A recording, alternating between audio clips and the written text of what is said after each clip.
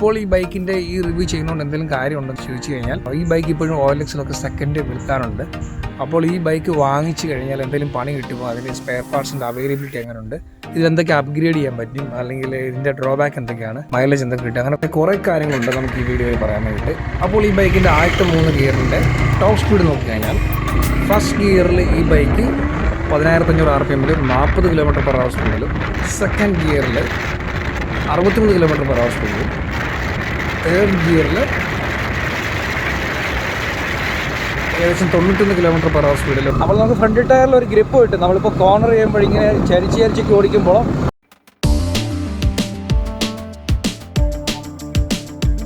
WhatsApp YouTube എല്ലാവർക്കും പുതിയൊരു വീഡിയോയിലേക്ക് സ്വാഗതം. ഇതെൻ്റെ ബൈക്കാണ്, ബജാജിൻ്റെ പൾസർ AS 150. അപ്പോൾ ഇതിൽ ഞാനിപ്പോൾ ഉപയോഗിക്കാൻ തുടങ്ങിയിട്ട് 6 വർഷമായി. 2016 ഞാൻ ഈ ബൈക്ക് പർച്ചേസ് ചെയ്തത്. ഇത് 180 cc ആണ്. ഈ ബൈക്ക് തന്നെ 200 cc ഉണ്ട്, 180 cc ഉണ്ട്. അപ്പോൾ ഇത്രയും നാൾ ഈ ബൈക്ക് യൂസ് ചെയ്തിട്ട് എനിക്ക് പോസിറ്റീവായിട്ട് തോന്നിയ കാര്യങ്ങളും അതുപോലെ തന്നെ നെഗറ്റീവായിട്ട് തോന്നിയ കാര്യങ്ങളൊക്കെയാണ് ഞാൻ നിങ്ങളുമായിട്ട് ഷെയർ ചെയ്യുന്നത്. ഞാൻ ഓൾറെഡി യൂട്യൂബിൽ ഈ ബൈക്കിന് തന്നെ 2 വീഡിയോസ് അപ്ലോഡ് ചെയ്തിട്ടുണ്ടായിരുന്നു. അപ്പോൾ അതിൽ തന്നെ ചിലർ ചോദിച്ചിട്ടുണ്ടായിരുന്നു, ഞങ്ങളിത് ഈ ബൈക്ക് സെക്കൻഡ് വാങ്ങിക്കാൻ ആഗ്രഹിക്കുന്നുണ്ട്, അതുകൊണ്ട് തന്നെ ഈ ബൈക്കിന് എന്തൊക്കെ കംപ്ലൈൻറ്റുകളുണ്ട്, അപ്പോൾ ഇത്രയും നാൾ യൂസ് ചെയ്തിട്ട് എന്തൊക്കെ പ്രശ്നങ്ങളുണ്ടെന്ന് ചോദിക്കുന്നുണ്ട്. അപ്പോൾ അവർക്ക് വേണ്ടിയിട്ടാണ് ഈ വീഡിയോ.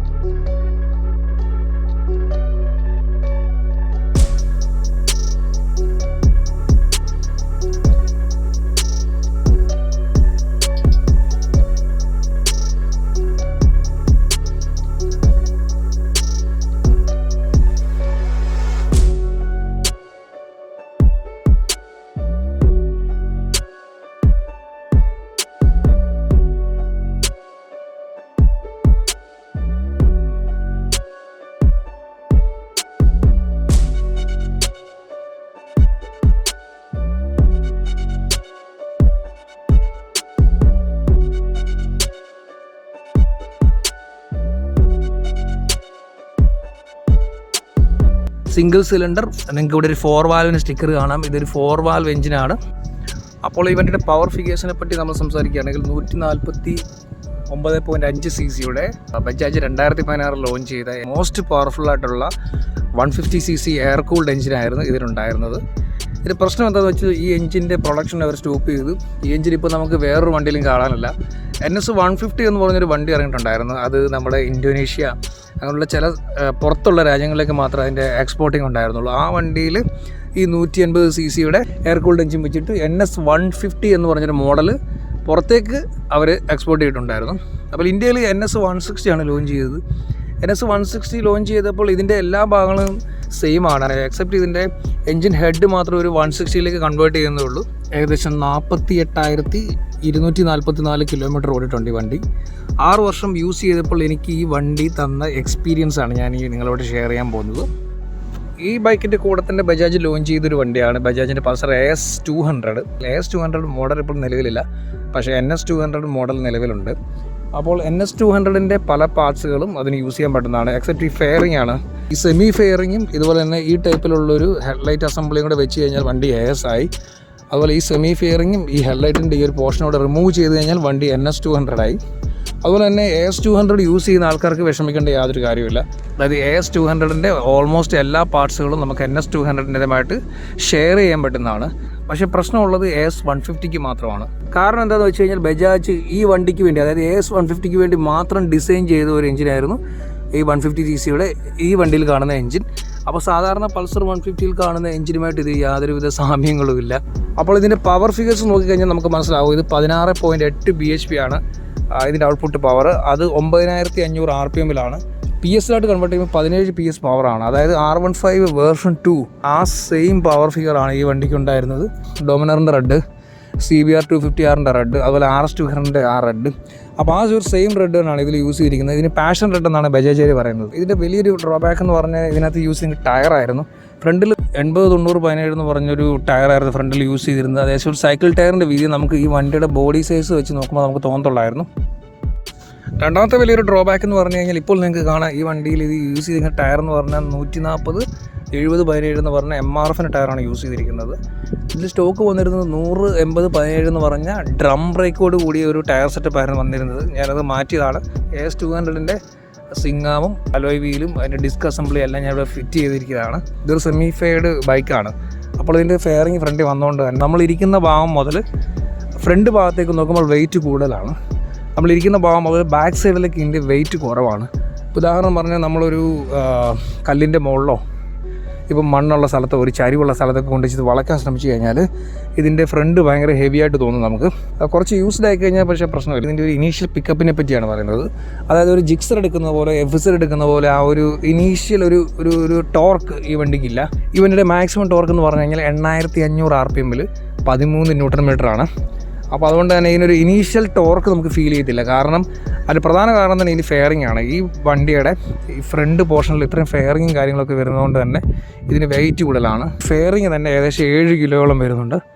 അപ്പോൾ 7 കിലോയുടെ വെയിറ്റ് ഇവിടെ എക്സ്ട്രാ വരുന്നതുകൊണ്ട് തന്നെ ഇതിൻ്റെ ഒരു ഇനീഷ്യൽ പിക്കപ്പ് വളരെ കുറവാണ്. അതായത് നമ്മളൊരു ഫസ്റ്റ് ഗിയറിലിട്ടിട്ട് നമ്മൾ ക്ലച്ച് പയ്യെ വിട്ട് കഴിഞ്ഞാലൊന്നും വണ്ടി പെട്ടെന്ന് ചാടത്തില്ല. ഈ ക്ലച്ചിനെ പറ്റി പറയുകയാണെങ്കിൽ വളരെ സ്മൂത്തായിട്ടുള്ള ക്ലച്ചാണ്. നമുക്ക് അത്രയ്ക്ക് വലിയ ടൈറ്റൊന്നുമില്ല. വളരെ ഒരു വിരലുകൊണ്ടൊക്കെ നമുക്ക് യൂസ് ചെയ്യാൻ പറ്റുന്ന ക്ലച്ചാണ്. ചില സമയങ്ങളിൽ ഇത് ടൈറ്റ് ആവാറുണ്ട്. അപ്പോൾ ക്ലച്ച് ടൈറ്റായിട്ട് വരുന്നതിൻ്റെ കാരണം ഇതിൻ്റെ ക്ലച്ച് അസംബ്ലിയുടേതാവാം, അല്ലെങ്കിൽ നമ്മുടെ ക്ലച്ച് കേബിളിൻ്റേതാവാം. ഇത് 2 തവണ മാറ്റിയിട്ടുണ്ട് ഈ 6 വർഷത്തിനിടയിൽ. ഇതിൻ്റെ ഹാൻഡിൽ ഇത്രേ തിരിയുള്ളൂ. അതുകൊണ്ട് തന്നെ നമ്മൾ യൂട്ടേൺ എടുക്കുമ്പോൾ അതിന് പ്രധാന പ്രശ്നം എന്ന് പറഞ്ഞാൽ സിറ്റിയിലൊക്കെ ഓടിക്കുമ്പോൾ ഒരു യൂട്ടേൺ എടുക്കണമെന്നുണ്ടെങ്കിൽ കുറച്ച് ബുദ്ധിമുട്ടാണ്. 805 mm ആയിരുന്നു ഇതിൻ്റെ സീറ്റ് ഹൈറ്റ് എന്ന് പറയുന്നത്. അപ്പോൾ ഞാൻ എന്ത് ചെയ്യുന്നു പറഞ്ഞാൽ ഇതിൻ്റെ സീറ്റിൻ്റെ ആ ഒരു ഫോം ഉണ്ട്. അതായത് നമ്മുടെ റൈഡർ സീറ്റിൻ്റെ ഫോം കട്ട് ചെയ്ത് ഷേപ്പ് ചെയ്ത് കഴിഞ്ഞാൽ നമുക്ക് എന്ത് ചെയ്യാൻ പറ്റും, നമ്മുടെ സീറ്റ് ഹൈറ്റ്, ഈ വണ്ടിയുടെ സീറ്റ് ഹൈറ്റ് നമുക്ക് കുറയ്ക്കാൻ പറ്റും. സീറ്റ് ഹൈറ്റ് കുറച്ച് കഴിഞ്ഞ് കഴിഞ്ഞാൽ നമുക്ക് കുറച്ചുകൂടി ഒരു കംഫർട്ട് ഫീൽ ചെയ്യും. ഈ വണ്ടി റൈഡ് ചെയ്യുമ്പോൾ വളരെയധികം കംഫർട്ട് ഫീൽ ചെയ്യും. നേരത്തെ കിടന്നിരുന്നത് 80-90-17 ആണെങ്കിൽ ഇപ്പോൾ ഇത് കിടക്കുന്നത് 100-80-17 എന്നാണ്. പക്ഷേ ഇതിൻ്റെ അലോയുടെ വീതി കുറവായതുകൊണ്ട് തന്നെ നമ്മളിപ്പം 110 സൈസ് ഇതിലിട്ടെന്ന് പറഞ്ഞാലും ഒരു വീതി തോന്നിക്കത്തില്ല. ഇതിങ്ങനെ റൗണ്ട് ഷേപ്പിൽ വരത്തേയുള്ളൂ, അല്ലാതെ ഒരു വിടുത്ത് തോന്നിക്കത്തില്ല. അത് വലിയൊരു സത്യമാണ്. ചെയിൻ പോകുന്ന ഒരു ലൈനുണ്ട്. അപ്പോൾ ചെയിനും ടയറും തമ്മിൽ കൂട്ടിമുട്ടാൻ ചാൻസ് ഉണ്ട്. അപ്പോൾ ഈ വണ്ടിയിൽ ഒരു 160 വരെ ഈ ഒരു സെറ്റപ്പിൽ ഇടാൻ പറ്റും. അത് കൂടുതൽ വരുന്ന ടയറുകൾ നമുക്ക് ഈ വണ്ടിയിൽ ഇടാൻ പറ്റില്ല. കാരണം എന്താണെന്ന് വെച്ച് കഴിഞ്ഞാൽ അത് ചെയിനിൽ കയറി മുട്ടും. എസ്പെഷ്യലി പറഞ്ഞു കഴിഞ്ഞാൽ ഇതിൻ്റെ ആ ഒരു ഇനീഷ്യൽ ടോർക്ക് വളരെ കുറവാണ്. ഇനീഷ്യൽ ആ ഒരു പിക്കപ്പ് പുള്ളിങ്ങോ ഈ വണ്ടിക്ക് കുറവാണ്. പക്ഷേ ഒരു മിഡ് റേഞ്ച് മുതൽ ടോപ്പ് എൻഡിലേക്ക് നമ്മൾ റൈസ് ചെയ്ത് കഴിഞ്ഞാൽ ഈ വണ്ടിക്ക് നല്ല പിക്കപ്പും പവറും ഉള്ളതായിട്ട് നമുക്ക് ഫീൽ ചെയ്യുന്നുണ്ട്. കുറേ നല്ല വെയിറ്റ് ഉള്ള ആളിനെ ഇരുത്തിട്ട് ഓടിച്ചാൽ നമുക്ക് ആ ഒരു പെർഫോമൻസ് നമുക്ക് അറിയാൻ പറ്റും. ഹൈവേയിലൊക്കെ നമ്മളൊരു 55-60 ആ റേഞ്ചിലൊക്കെ ഓടിക്കുവാണെങ്കിൽ നമുക്കൊരു 50-55 മൈലേജ് കിട്ടും. അപ്പോൾ ഈ വണ്ടിയുടെ ഒരു റൈഡിംഗ് പൊസിഷൻ എന്ന് പറഞ്ഞു കഴിഞ്ഞാൽ പക്ക അപ്രൈറ്റ് ആണ്. അതായത് നമുക്ക് നേരെ ഇരുന്ന് ഓടി NS 200-ലൊക്കെ ഉള്ള പോലെ അപ്രൈറ്റ് ആണ്. ഞാൻ ഒറ്റ സ്ട്രെച്ചിൽ ഈ വണ്ടി ഏകദേശം ഒരു 360 കിലോമീറ്റർ ഓടിച്ചിട്ടുണ്ട് കണ്ടിന്യൂസ്. നമുക്ക് വലിയ ക്ഷീണമോ നടുവിന് വേദന അങ്ങനെയുള്ള പ്രശ്നങ്ങളൊന്നും തോന്നിയില്ല. പിന്നെ തോന്നിയതെന്ന് പറയുന്നത് ബാക്കിലെ സസ്പെൻഷനാണ്. അപ്പോൾ ഇതിൽ വരുന്ന മോണോഷോക്ക് സസ്പെൻഷനാണ്. നമുക്ക് വേണമെങ്കിൽ ഇത് അഡ്ജസ്റ്റ് ചെയ്ത് സോഫ്റ്റ്വെയർ സൈഡിലേക്ക് മാറ്റുകയും ചെയ്യാം, ഹാർഡർ സൈഡിലേക്ക് മാറ്റുകയും ചെയ്യും. ഇപ്പം ഞാൻ കുറച്ച് സോഫ്റ്റ്വെയർ സൈഡിലാണ് ഇട്ടിരിക്കുന്നത്. AS 150-ൽ മാത്രമേ കിക്കറുള്ളൂ. അതുകൊണ്ട് തന്നെ നമുക്ക് ബാറ്ററി ഇല്ലെങ്കിൽ തന്നെ നമുക്ക് എന്ത് ചെയ്യാൻ പറ്റും, ഈ വണ്ടി കിക്കർ അടിച്ച് സ്റ്റാർട്ട് ചെയ്യാൻ പറ്റും. ഇത് ലോ ബീമിന് വേണ്ടിയിട്ടാണ് ഇതിൻ്റെ പ്രൊജക്ടർ എല്ലാം യൂസ് ചെയ്യുന്നത്. അതായത് ഇത് ഞാൻ അഴിച്ചു നോക്കിയ ഒരു സെറ്റപ്പാണ്. നമ്മൾ എത്ര പവർ കൂടിയ ബൾബ് ഇതിനകത്ത് വെച്ച് കഴിഞ്ഞാലും ഒരു ശക്തി കുറഞ്ഞ ലൈറ്റ് പുറത്തോട്ട് വരത്തുള്ളൂ. കാരണം എന്താണെന്ന് വെച്ച് കഴിഞ്ഞാൽ ഈ പ്രൊജക്ടർ ഹെഡ്ലാമ്പിൻ്റെ അകത്തൊരു മെറ്റൽ ഷീൽഡ് വെച്ച് പകുതി അടച്ചു വെച്ചേക്കാണ്. നമ്മൾ എത്ര കൂടിയ ബൾബ് ഇതിൽ ഫിറ്റ് ചെയ്താലും അത് പുറപ്പെടുവിക്കുന്ന ബ്രൈറ്റ്നസ് അല്ലെങ്കിൽ ആ ഒരു ലൈറ്റിൻ്റെ പകുതി ലൈറ്റ് പുറത്തേക്ക് വരികയുള്ളൂ. ഹൈ ബീം എന്ന് പറയുന്നത് ഇതിൻ്റെ മുകളിൽ കാണുന്ന ആ സാധാ ഹാലോജൻ ബൾബാണ്. ഇതിന് തന്നെയാണ് ബ്രൈറ്റ്നസ് കൂടുതലുള്ളത്. ഈ പ്രൊജക്ടറിൻ്റെ ഉപയോഗം എന്ന് പറഞ്ഞു കഴിഞ്ഞാൽ പക്ക ഇരുട്ട്, അതായത് ഫുൾ ഇരുട്ടുള്ള ഒരു സിറ്റുവേഷനിൽ മാത്രം നമ്മളിതിൻ്റെ പ്രൊജക്ടർ ഇട്ടാൽ മാത്രമേ നമുക്ക് ആ ഒരു നല്ല ഷാർപ്പായിട്ടുള്ള ഒരു ലൈറ്റ് കിട്ടുകയുള്ളൂ. ഇപ്പോൾ AS സീരീസ് യൂസ് ചെയ്യുന്ന ഒരുമാതിരിപ്പെട്ട ആൾക്കാരൊക്കെ വിൻഷീൽഡ് യൂസ് ചെയ്യുന്നില്ല. ചിലർ വലിയ വിൻഷീൽഡ് യൂസ് ചെയ്യാറുണ്ട്. ഇതൊരു വിൻ പ്രൊട്ടക്ഷൻ തരുന്നുണ്ട്. ഒരു 80-90 ഒക്കെ km/h സ്പീഡിൽ ട്രാവൽ ചെയ്യുമ്പോൾ നല്ല വിൻ ബ്ലാസ്റ്റ് നമ്മുടെ ചെസ്റ്റിലോട്ട് അടിക്കുന്നുണ്ട്. അപ്പം ഇതുണ്ടെങ്കിൽ നമുക്കത്ര വിൻ ബ്ലാസ്റ്റ് വരില്ല. ഇപ്പോൾ ഞാൻ ഈ ചെയിൻ പോക്കറ്റ് മാറിയിട്ട് ഏകദേശം 20,000 കിലോമീറ്ററായി. ഇത് ഞാൻ കറക്റ്റായിട്ട് മെയിൻറ്റെയിൻ ചെയ്യുന്നുണ്ട്. ഇതിൻ്റെ പവർ ഫിഗേഴ്സ് അത്ര വലിയ ഇമ്പ്രസീവ് ഒന്നും അല്ലാത്തതുകൊണ്ട് തന്നെ ഈ വണ്ടിയുടെ ചെയിനിങ് സ്പോക്കറ്റ് 20,000-25,000 കിലോമീറ്റർ പുട്ട് പോലെ നമുക്ക് കൊണ്ടുപോകാൻ പറ്റും. ഇതിൻ്റെ മിററിൻ്റെ ഒരു വ്യൂവിംഗ് എന്ന് പറഞ്ഞു കഴിഞ്ഞാൽ നമ്മളിപ്പോൾ ഓടിച്ചുകൊണ്ടിരിക്കുമ്പോൾ നമ്മുടെ തോളിൻ്റെ ഭാഗം ഇത്ര ഇവിടെ കയറി വരും. അപ്പോൾ കുറച്ച് ഭാഗം മാത്രമേ ഇത് യൂസ് ചെയ്യാൻ പറ്റത്തുള്ളൂ. അതാണ് ഈ വണ്ടിയുടെ മിററിൻ്റെ ഒരു ഡ്രോബാക്ക് എന്ന് പറയുന്നത്. പിന്നെ ഇതിൽ ചെയ്തേക്കെന്ന് പറഞ്ഞു കഴിഞ്ഞാൽ എക്സ്ട്രാ ഒരു മൊബൈൽ ഹോൾഡർ വിത്ത് USB ചാർജർ ഫിറ്റ് ചെയ്തിട്ടുണ്ട്. ഇത് ഞാൻ എൻ്റെ ആദ്യത്തെ വീഡിയോയിൽ ഇട്ടിട്ടുണ്ടായിരുന്നു. ഉണ്ടോ? ഇപ്പോൾ ഈ വണ്ടിക്കുള്ളൊരു പ്രധാന ഡ്രോബാക്ക് എന്ന് പറഞ്ഞാൽ ഇതിന് ABS ഇല്ല. അതുകൊണ്ട് തന്നെ നമ്മൾ ഗ്രാവലിൻ്റെയൊക്കെ മുകളിൽ കയറുമ്പോൾ, അതായത് വളമുള്ള സ്ഥലത്ത് നമ്മൾ ഗ്രാവലിൻ്റെയൊക്കെ മുകളിൽ കയറുമ്പോൾ എൻജിൻ റേസ് ചെയ്യാനോ അധികം സ്പീഡ് എടുക്കാനോ പോലെ നല്ല കണ്ടീഷനുള്ള ടയർ ആയിരിക്കണം ഇതിന്. ഇതിൽ യൂസ് ചെയ്ത ടയർ കറക്റ്റ് സമയത്ത് മെയിൻറ്റെയിൻ ചെയ്യണം. സിംഗിൾ ചാനൽ ABS എങ്കിലും ഉണ്ടായിരുന്നെങ്കിൽ എന്ന് കൊള്ളാമെന്ന് ഞാൻ പലതവണ ആശിച്ചു പോയിട്ടുണ്ട്. പെട്ടെന്ന് ബ്രേക്ക് ഇടുകയാണ്, നിങ്ങൾ കാണണം. ഇപ്പം ഞാൻ ഫ്രണ്ട് ബ്രേക്ക് അപ്ലൈ ചെയ്തു, വളരെ പെട്ടെന്ന് വണ്ടി നിന്നു. പക്ഷേ ഇത് നല്ല കോൺക്രീറ്റ് ഇട്ട റോഡായതുകൊണ്ടാണ് വണ്ടി നിന്നത്. ഇത് കേട്ടോ, വേറെ സംഭവം എന്ന് പറഞ്ഞാൽ ഇപ്പോൾ ചവിട്ടിയപ്പോൾ വണ്ടി നേരെ ന്യൂട്രലിലേക്ക് പോയി. ഇവരുടെ പ്രധാന വേറൊരു പ്രശ്നം എന്ന് പറഞ്ഞാൽ നമ്മൾ NS200-ലും RS200-ലും ഒക്കെ കാണുന്ന പോലെ തന്നെയുള്ള ഫോൾസ് ന്യൂട്രൽ. അതായത് ഇപ്പോൾ ഒരു തേർഡ് ഗിയറിലൊക്കെ പോവുകയാണ്, നമ്മളറിയാതെ 2 തവണ ചവിട്ടി ഗിയർ താത്തു വണ്ടി നിർത്തിയെന്ന് വിചാരിക്കുക. പക്ഷേ വണ്ടി ന്യൂട്രലായിരിക്കും വീഴുന്നത്. ഫസ്റ്റ് ഗിയറിലേക്ക് വീഴാൻ ചെറിയ ബുദ്ധിമുട്ടുള്ള പോലെ ചില സന്ദർഭങ്ങളിലൊക്കെ നമുക്കിത് വിനയാവാറുണ്ട്. ഇപ്പം നമ്മൾ അത്യാവശ്യമായിട്ട് യൂട്ടേൺ എടുക്കുമ്പോൾ ഒരു മലയുടെ മുകളിൽ അല്ലെങ്കിൽ ഒരു കയറ്റത്തൊക്കെ വെച്ച് അത്യാവശ്യം യൂട്ടേൺ എടുക്കുക എന്തെങ്കിലും ചെയ്യുമ്പോൾ വണ്ടി ഫസ്റ്റ് ഗിയറിലോട്ട് ഇടണമെന്ന് വെച്ച് കഴിഞ്ഞാൽ പെട്ടെന്ന് ഫസ്റ്റ് ഗിയർ വീഴൂല, ന്യൂട്രലിലേക്ക് ചാടിപ്പോവും. അപ്പോൾ ഫോൾസ് ന്യൂട്രൽ ഇതിൻ്റെ മറ്റൊരു പ്രോബ്ലമാണ്. പിന്നെ ഒരു യൂസ് ചെയ്ത് ഒരു യൂസ്ഡ് ടു ആയിക്കഴിഞ്ഞാൽ നമുക്കിതൊന്നും ഒരു വിഷയമല്ല. ബോഡിയുടെ ഒരു ഡൈനാമിക്സ് വെച്ച് നോക്കുകയാണെങ്കിൽ ഇത് നല്ല വണ്ടിയാണ്. കാരണം ഇതിന് ഫ്രണ്ടിൽ തന്നെ ഈ ഒരു ഫെയറിങ് വരുന്നതുകൊണ്ട് തന്നെ ഇതിനൊരു എക്സ്ട്രാ ഒരു 7 കിലോളം ഫ്രണ്ടിൽ വരുന്നുണ്ട്. അപ്പോൾ നമുക്ക് ഫ്രണ്ട് ടയറിൽ ഒരു ഗ്രിപ്പ് കിട്ടും. നമ്മളിപ്പോൾ അത്യാവശ്യം കോർണറൊക്കെ ചെയ്യുമ്പോൾ നമുക്കൊരു ഗ്രിപ്പ് കിട്ടാറുണ്ട്. ഒരു നല്ല റോഡാണ്. ഇപ്പം നമുക്കൊന്ന് ഗിയറിലാണ് വണ്ടി ഗിയറിലേക്ക്.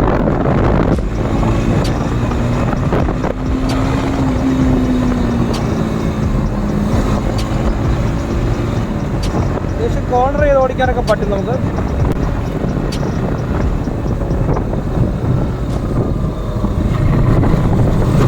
അപ്പോൾ നിങ്ങൾക്ക് കാണാൻ പറ്റും ബൈക്ക് ഏകദേശം ഇത്രയൊക്കെ തിരിഞ്ഞിട്ടുണ്ട്.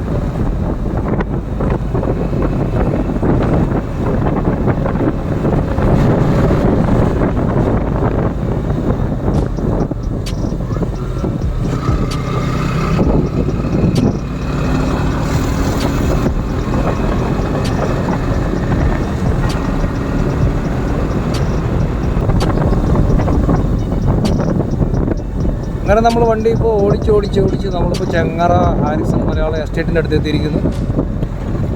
അപ്പോൾ ഈ വീഡിയോ ഇഷ്ടമായെങ്കിൽ ലൈക്ക് ചെയ്യുക, ഷെയർ ചെയ്യുക, സബ്സ്ക്രൈബ് ചെയ്യുക. അപ്പോൾ പുതിയൊരു വീഡിയോ ആയിട്ട് നമുക്ക് വീണ്ടും കാണാം. അതുവരേക്കും ബൈ.